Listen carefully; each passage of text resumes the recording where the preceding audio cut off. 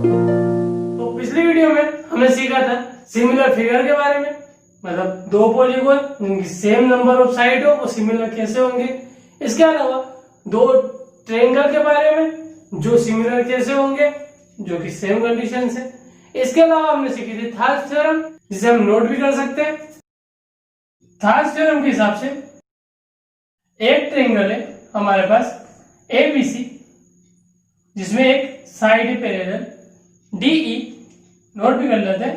अगर ABC एक triangle है और एक साइड DE, और अगर दे रखे हो कि जो ये साइड है DE पैरेलल है BC के, मतलब कोई सी भी एक साइड किसी ट्रायंगल के किसी भी साइड के पैरेलल है, तो वो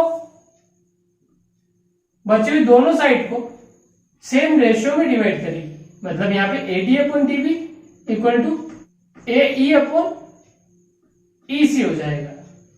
और ऐसे ही एक और थ्योरम है जो आज हमें पढ़नी है, वो है कन्वर्स ऑफ थॉल्स थ्योरम या converse of basic proportionality theorem, मतलब इसी का उल्टा। इसे भी नोट कर लेते हैं। कन्वर्स ऑफ थॉल्स थ्योरम के नाम से सेम अगर किसी ट्रायंगल के बारे में बात करें जिसके अंदर जो कि है ABC, अगर एक लाइन किन्हीं दो साइड को सेम रेशियो में काटे, इसका मतलब इस बार हमें दिया हो if AD upon DB equal to AE upon EC, तो हम कह सकते हैं देन DE पैरेलल होगा BC के, मतलब पहले वाले का जस्ट उल्टा। और यही है कन्वर्स ऑफ थॉल्स थ्योरम, जो कि थ्योरम नंबर 6.2 है। If a line divides any two sides of a triangle in the same ratio, then the line is parallel to the third side. अच्छा, अब एग्जांपल नंबर फर्स्ट से start करें। Example number 1, if a line intersects side AB and AC of triangle ABC at D and E respectively. अब इस lesson की सबसे खास बात है जो बहुत से बच्चों को बहुत कम पसंद आता है कि इसमें हमें फिगर पहले से बना लेना चाहिए ताकि हम क्वेश्चन को अच्छे से समझ सके और सॉल्व भी कर सके। तो इसका फिगर बना के देखते हैं, फिर क्वेश्चन को समझेंगे साथ में। क्वेश्चन को एक बार पढ़ रहे। If a line intersect side AB and AC of triangle ABC, तो एक ट्रायंगल ABC है और एक लाइन इस AB और AC को इंटरसेक्ट कर रही है at D and E respectively. तो D AB को और E पे AC को, एंड पैरेलल टू BC, और हमें गिवन मिल गया given DE is parallel to BC. Prove that AD upon AB equal to AE upon AC. तो हमें प्रूव करना है AD upon AB equal to AE upon AC. इसे हम टू प्रूव में लिख देते। अब हम यहाँ पे एक पैरेलल पेयर दिया एक ट्रायंगल के अंदर, और इस कारण से हम थॉल्स थ्योरम का यूज कर सकते हैं। और थॉल्स थ्योरम के हिसाब से AD अपॉन DB और AE अपॉन EC बराबर हो जाएगा। बट यहाँ पे AD अपॉन AB है, पूरा साइड है, तो थोड़ा सा सोचना पड़ेगा और कुछ ज्यादा सोचने लायक चीज भी नहीं है। करके देखिए इसे। Proof here DE is parallel to BC, तो हम थॉल्स थ्योरम के थ्रू लिख सकते हैं कि AD upon DB equal to होगा AE अपॉन EC के। अब देखो यहाँ पे DB की जगह हमें AB बनाना है और DB को AB बनाने के लिए AD की और जरूरत पड़ेगी। इस कारण से अगर इसके अंदर में कुछ प्लस करना है तो इसे न्यूमरेटर में होना चाहिए। इस कारण से सबसे पहले तो इसका रेसिप्रोकल कर देते हैं। तो ऑन रेसिप्रोकल ये हो जाएगा DB अपॉन AD, यहाँ पे हो जाएगा EC अपॉन AE, क्योंकि हमको दोनों को रेसिप्रोकल करना पड़ेगा। अब DB में अगर AD जुड़ जाए तो ये हो जाएगा DB प्लस AD, ऐसे EC में AE जुड़ जाए तो ये हो जाएगा EC प्लस AE, मतलब पूरी साइड। और इसके लिए हमें ज्यादा कुछ नहीं करना पड़ेगा, केवल +1 करना पड़ेगा। फायदा क्या होगा +1 करने का, जब हम डिनोमिनेटर सेम करते हैं तो हम ऊपर नीचे सेम चीज का मल्टीप्लाई करते हैं। अब यहाँ पे सेम करने के लिए AD का मल्टीप्लाई नीचे करेंगे तो ऊपर भी करना पड़ेगा, या नॉर्मली हम जैसे सोल्व करते हैं AD इंटू 1 AD हो जाएगा और होल अपन में हो जाएगा AD इक्वल टू, यहाँ पे इसी AE का इंटू 1 से होगा तो AE होल अपन AE, और अब DB और AD को प्लस करें तो DB और AD मिला के है AB upon AD equal to EC, और AE को प्लस करें तो हो जाएगा AC अपॉन AE, बट हमें इसका रेसिप्रोकल चाहिए था, इस कारण से वापस से रेसिप्रोकल करते तो AD upon AB equal to AE upon AC, जो कि हमें प्रूव करना था और ये हमें प्रूव कर दिया। तो यहाँ पे हम लिख सकते हैं प्रूव, और ये क्वेश्चन भी यहाँ पे फिनिश होता है। एग्जाम्पल नंबर 2 की ओर चले। एग्जाम्पल नंबर 2 में दिया है ABCD is a trapezium with AB parallel to DC। ठीक है, वो यहां बना रहा हूं, एक ट्रेपेजियम के बारे में बात हो रही है, एक ट्रेपेजियम के बारे में बात हो रही है जिसका नाम है ABCD, और जहां पे दे रखा है AB is parallel to DC। हम लिख सकते हैं यहाँ पे given AB is parallel to DC. E and F are point on non-parallel side AD and BC. जो दो पैरेलल साइड नहीं है, मतलब AD और DC, इनके ऊपर दो पॉइंट है E and F. Such that EF is parallel to AB. तो यहाँ पे EF is parallel to AB हो गया है, जो कि दिया है। शो दैट हमें शो करना है, मतलब to prove AE upon ED equal to BF upon FC। तो इसे हम टू प्रूव में लिख सकते हैं। अब एक बार फिगर के तो समझे, अब प्रूव क्या करना है, AE upon ED equal to BF upon FC। पूरा खास थ्योरम जैसा, बट वो ट्रायंगल के अंदर लगती है, और यहाँ पे तो ट्रायंगल दिया ही नहीं है, इसका मतलब हमें यहाँ पे ट्रायंगल खुद से डेवलप करना पड़ेगा। तो यहाँ पे हम कंस्ट्रक्शन के हेल्प लेंगे। ट्रायंगल बनाने के लिए या तो A को C से ज्वाइन कर दो या B को D से ज्वाइन कर दो। हमारे बुक में A से C ज्वाइन है, हम B को D से ज्वाइन कर लेते हैं। Join B and D। अगर B और D को ज्वाइन किया जाएगा तो ये EF को कहीं पे काटेगा, उस पॉइंट को नाम हम दे देते हैं EF के पास आता है G, तो G, और इस बात को लिख लेते हैं which intersect EF at G। अब स्टार्ट करें, यहाँ पे AB और DC पैरेलल है, मतलब ये साइड इसके पैरेलल, EF और AB, और ये साइड इसके पैरेलल। तो एक और स्टेटमेंट हमने 9th क्लास में पढ़ा था कि अगर दो साइड किसी सेम साइड के पैरेलल है तो आपस में भी पैरेलल होती है, उस बात का यूज करें। Sides parallel to same side are parallel to each other, और इस कारण से हम लिख सकते हैं सो यहाँ पे दोनों की दोनों साइड AB के पैरेलल है, इस कारण से ये आपस में पैरेलल हो जाएगी। अब अगर हम फिगर को देखें तो हमारे पास दो ट्रायंगल है, एक है ABD, तो इसका यूज करें इन ट्रायंगल ABD। हमें पता है AB is parallel to EG, क्यों? क्योंकि AB is parallel to EF, जो कि हमें यहां से पता है, तो ऑफ कोर्स EG के भी पैरेलल होगा। और अगर थर्ड थ्योरम को यूज करें तो हम लिख सकते हैं AE upon ED equal to BG upon GD। इस इक्वेशन फर्स्ट मान लेते हैं। एक और ट्रायंगल ले, इन ट्रायंगल जो दूसरा ट्रायंगल है हमारे पास BTC। अब इसके अंदर GF पैरेलल होगा DC के, क्यों? क्योंकि EF पैरेलल टू DC, ये बात हमने यहां पे बता दी, और EF पैरेलल DC के तो GF भी होगा DC के पैरेलल। और थर्ड थ्योरम का वापस यूज करें तो हम लिख सकते हैं BG upon GD equal to BF upon FC। इसे इक्वेशन सेकंड नाम दे। अब हम लिखें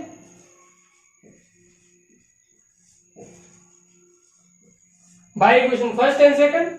अगर इक्वेशन फर्स्ट और सेकंड को ध्यान से देखें तो यहाँ पे BG अपॉन GD आ रहा है और यहाँ पे भी BG अपॉन GD आ रहा है। इसका मतलब AE upon ED BG upon GD के बराबर है और GD BG upon GD BF upon FC के बराबर है। हेंस आगे लिख सकते हैं हम AE upon ED equal to BF upon FC हो गया। और यही चीज तो हमें यहाँ पे प्रूव करनी थी, जो कि हम प्रूव कर चुके। तो यहाँ पे भी इसे लिख देते कि हमने ये प्रूव कर दिया। नेक्स्ट एग्जांपल को देखें, एग्जांपल नंबर 3। इसके अंदर भी एक फिगर है। सबसे पहले फिगर ड्रॉ कर लेते हैं। फिगर में दिया in figure PS upon SQ equal to PT upon TI। तो इसे सबसे पहले तो लेबल कर देते। PQR ट्रायंगल का नाम है और ST एक लाइन खींच रखी है। इसके अलावा हमें दिया PS upon SQ equal to PT upon TI। इसके अलावा हमें दिए triangle angle PST equal to angle PRQ। PST मतलब ये वाला एंगल और PRQ मतलब ये वाला एंगल आपस में बराबर है। प्रूव करना है कि PQR एक आइसोसेलेस ट्रायंगल है। तो टू प्रूव में आ जाएगा हमारा angle PQR is isosceles triangle. ये चीजें हमें गिवन दी है और ये हमें प्रूव करना है। तो प्रूव स्टार्ट करें इसका। हमें दिया PS upon SQ equal to PT upon TI और हमने कन्वर्स ऑफ थर्ड थ्योरम के थ्रू पढ़ा है कि अगर ऐसा रेशियो सेम दे रखा हो तो साइड पैरेलल होती है। तो हम लिख सकते हैं in triangle PQR PS upon SQ equal to PT upon TI by converse of third theorem ST is parallel to QR। अब ST और QR पैरेलल है, इस कारण से हम लिख सकते हैं so angle PST equal to हो जाएगा एंगल PQR। ये वाला एंगल इस वाले एंगल के बराबर हो जाएगा। ऐसा क्यों? क्योंकि करस्पॉन्डिंग एंगल पैरेलल लाइन के बराबर होते हैं। इसका रीजन भी हम लिख सकते हैं करस्पॉन्डिंग एंगल। और हमें दिया गया था PST इक्वल टू PRQ। अब ऐसे इक्वेशन फर्स्ट मान ले तो बाय इक्वेशन फर्स्ट हम लिख सकते हैं PST PRQ के बराबर है, PST PQR के बराबर है। इसका मतलब ये दोनों आपस में बराबर है। तो PRQ इक्वल टू PQR। अब PRQ और PQR आपस में बराबर हो गए। तो एक और बात हम जानते हैं side opposite to equal angle are equal. अगर ये दोनों एंगल इक्वल है तो इसके अपोजिट साइड मतलब PQ और इसके अपोजिट साइड मतलब PR भी आपस में इक्वल होगी। इस बात को लिखे side opposite to equal angle are equal. Hence PRQ के अपोजिट साइड है PRQ के अपोजिट साइड है PQ इक्वल टू हो जाएगा PQR के अपोजिट PQR के अपोजिट है PR और ये दोनों आपस में बराबर हो गए। और इसी बात से हम लिख सकते हैं सो PQR इज आइसोसेलेस ट्रायंगल। और ये वाली बात भी हमने प्रूव कर दी। ओके, तीनों क्वेश्चन में जो भी कंफ्यूजन कमेंट सेक्शन में पूछ लेना। एक्सरसाइज 6.2 का क्वेश्चन नंबर फर्स्ट लेते हैं। अब एक्सरसाइज 6.2 के क्वेश्चन नंबर फर्स्ट को देख रहे हैं और काफी इजी क्वेश्चन है। क्वेश्चन नंबर फर्स्ट है कि जो फिगर दे रखा है इसके अंदर दो फिगर है फर्स्ट एंड सेकंड और यहाँ पे दे रखा है DE is parallel to BC। मतलब हम लिख सकते हैं गिवन में DE is parallel to BC। ये वाली साइड इस वाली साइड के पैरेलल है। फाइंड EC इन फर्स्ट, इस वाले में EC फाइंड करना है, एंड AD इन सेकंड, इस वाले में AD फाइंड करना है। अब ये हमारा थार्स थ्योरम का प्रैक्टिकल यूज हो जाएगा और ये काफी ज्यादा सिंपल है। हमें ये चीज गिवन है, इसका आंसर हम लिख सकते हैं बाय थार्स थ्योरम। अगर कोई साइड किसी ट्रायंगल में किसी एक साइड के पैरेलल होती है तो वो बची हुई दोनों साइड को सेम रेशियो में डिवाइड करती है। इसका मतलब हम लिख सकते हैं AD upon DB equal to AE upon EC। अब AD की वैल्यू हो जाएगी 1.5, DB की वैल्यू हो जाएगी 3 इक्वल टू AE की 1 और AC की वैल्यू हमें पता नहीं है और वही निकालना है। AC को इधर मल्टीप्लाई में भेज दे, 3 को इधर मल्टीप्लाई में भेज दे, तो यहाँ EC आ गया, यहाँ 1 के मल्टीप्लाई में 3 आ गया और 1.5 को इधर डिवाइड में भेज देंगे जो EC के साथ मल्टीप्लाई में लेगा। 1.5 2 जा 3 होता है और 2 1 जा होता है 2, तो EC की वैल्यू हो गई 2 सेंटीमीटर, जो कि हमें यहाँ यूनिट दी गई है। सेकंड वाले में देखें, यहाँ पे हमें गिवन दिया DE is parallel to BC, तो हम लिख सकते हैं by Thales theorem AD upon DB equal to AE upon EC। अब AD की वैल्यू पता नहीं है इसके अंदर, DB की 7.2, 1.8 एंड 5.4। पॉइंट के बाद एक डिजिट है, यहाँ पे भी एक डिजिट है, इसलिए पॉइंट से पॉइंट काट रहे। 18 3 जा 54 होता है, 7.2 या डिवाइड में इस साइड में मल्टीप्लाई में पहुंच जाएगा क्योंकि AD ऐसे ही न्यूमरेटर में, तो इसे चेंज करने की जरूरत नहीं है। डिवाइड करें, 3 2 जा 6 होता है और 3 4 जा 12 होता है और पॉइंट के कारण से 2.4 आंसर हो जाएगा। तो हम लिख सकते हैं AD इक्वल टू 2.4 सेंटीमीटर, जो कि यहाँ पे यूनिट दी गई है। और इस तरीके से क्वेश्चन नंबर फर्स्ट यहीं पे खत्म होता है। क्वेश्चन नंबर सेकंड को देखें। क्वेश्चन नंबर सेकंड में दिया E and F are point on the side PQ and PR of respectively of triangle PQR। जो फिगर नहीं दिया बनाना है हमें। एक ट्रायंगल PQR के बारे में बात करी इसने, PQ और R ट्रायंगल का नाम है, और बोला E and F are point on the side PQ and PR। तो E और F दो पॉइंट है साइड PQ और PR पे। For each of the following cases, state whether EF is parallel to QR। अब नीचे कंडीशन दी है और हमें बताना है कि EF मतलब ज्वाइन करना पड़ेगा, पैरेलल होगा क्या QR के। तो अगर हम फर्स्ट बिट देखें तो हमें दिया है here PE अपॉन EQ, तो PE है 3.9 और EQ आ रहा है 3, डिवाइड करें इसे तो आंसर आ जाएगा 3 1 3 और 3 3 जा रहा है मतलब 1.311 and PF upon FR। PF देखें तो 3.6 और FR देखें तो 2.4, पॉइंट से पॉइंट 12 2 जा 24 3 जा 36, तो आंसर आ रहा है 3/2, जिसका मतलब होता है 1.5। तो यहाँ पे 1.3 आ रहा और यहाँ पे आ रहा है 1.5, तो यहाँ पे PE अपॉन EQ और PF अपॉन FR आपस में बराबर नहीं है। और कन्वर्स ऑफ थार्स थ्योरम की हेल्प से हम कहते हैं कि अगर ये बराबर होते तो ये दोनों पैरेलल होती, और यहाँ पे पैरेलल नहीं है। और इस बात को हमें पहले ही मेंशन कर देना चाहिए, तो हम यहाँ लिख सकते हैं बाय कन्वर्स ऑफ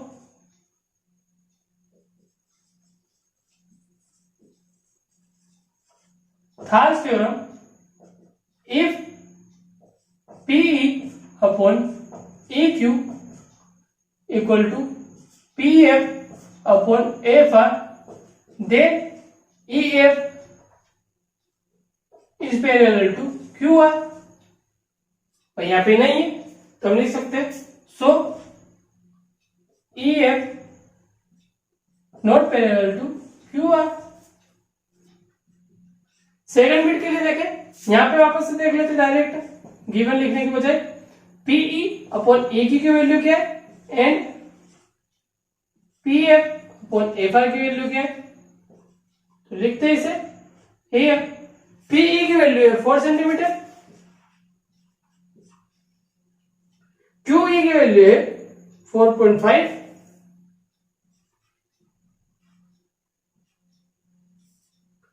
पीएफ की वैल्यू है 8 और आरएफ की वैल्यू है 9। अगर इसे सॉल्व करें तो यहाँ पॉइंट हटेगा तो एक जीरो लग जाएगा, 5 से डिवाइड करें 5 9 जा 45, 5 8 जा 40, इसका मतलब यहाँ पे so P E upon A Q equal to P F upon F R जो कि 8/9 के बराबर है। इसका मतलब ये दोनों बराबर है, तो हम लिख सकते हैं by converse of Thales theorem EF is parallel to QR। इस बार हमें PQ की वैल्यू मतलब पूरी साइड की, ऐसे PR मतलब पूरी साइड, और PE और ऐसे PF की वैल्यू दे दी है। तो दो तरीके से कर सकते हैं, एक जो एग्जांपल फर्स्ट में किया था उस तरीके से हम इसको ले जा सकते हैं और बता सकते हैं अगर इक्वल आएगा तो ये पैरेलल है, या पहले माइनस करके बची हुई साइड निकाल ले। मतलब दो तरीके जो चाहे वो यूज कर सकते हैं। तो अगर हम माइनस करके इस फॉर्म में चेंज करें तो हम देख सकते हैं हियर पीई अपॉन ए की वैल्यू चाहिए थी हमें, पीई की वैल्यू मिली हमें 0.18 और ए क्यू की वैल्यू मतलब पी क्यू की वैल्यू में से माइनस करना है पी ए की वैल्यू, पी क्यू की वैल्यू में से पीई की वैल्यू माइनस करेंगे तो ए क्यू की वैल्यू आ जाएगी। इसका मतलब 0.18 अपॉन पी क्यू जो कि है 1.28 माइनस पीई जो कि है 0.18, अगर माइनस करेंगे तो 0.18 अपॉन 28 में से 18 माइनस कर देंगे तो आंसर आ जाएगा 1.10। अब पॉइंट के बाद दोनों तरफ 2 डिजिट है, पॉइंट से पॉइंट काट देते हैं तो 18/10 इसे काटे तो आंसर आएगा 9/5 एंड हमें निकालनी थी पीएफ अपॉन एफ आर की वैल्यू। पीएफ हमें दिया 0.36, एफ आर निकालने के लिए हमें पी आर में से पी एफ माइनस करना पड़ेगा, पी आर में से पी एफ माइनस करें तो 0.36 upon P R 2.56 minus P F 0.36 minus करें तो 2.56 में से 0.36 माइनस करेंगे तो आंसर आएगा 2.20। पॉइंट है सर, पॉइंट के बाद 2 डिजिट है तो पॉइंट से पॉइंट कट सकता है, 4 से डिवाइड हो रहा है, 4 5 जा 20 और 4 9 जा 36, मतलब यहां भी आया 9/5। तो हम लिख सकते हैं so P E upon A Q equal to P F upon F R by converse of Thales theorem.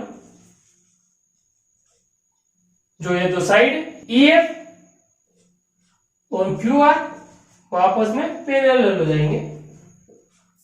और इस तरीके से क्वेश्चन नंबर 2 में यहीं पे खत्म होता है। तो नेक्स्ट वीडियो में क्वेश्चन नंबर 3 से वापस से करेंगे, अगर कर सको तो करके देखना। तब तक के लिए अपना ध्यान रखना, हमेशा खुश रहना, बड़े सपने देखना, उनको पूरा करने की पूरी कोशिश करना और एक बात अच्छे से याद रखना, यू आर द बेस्ट।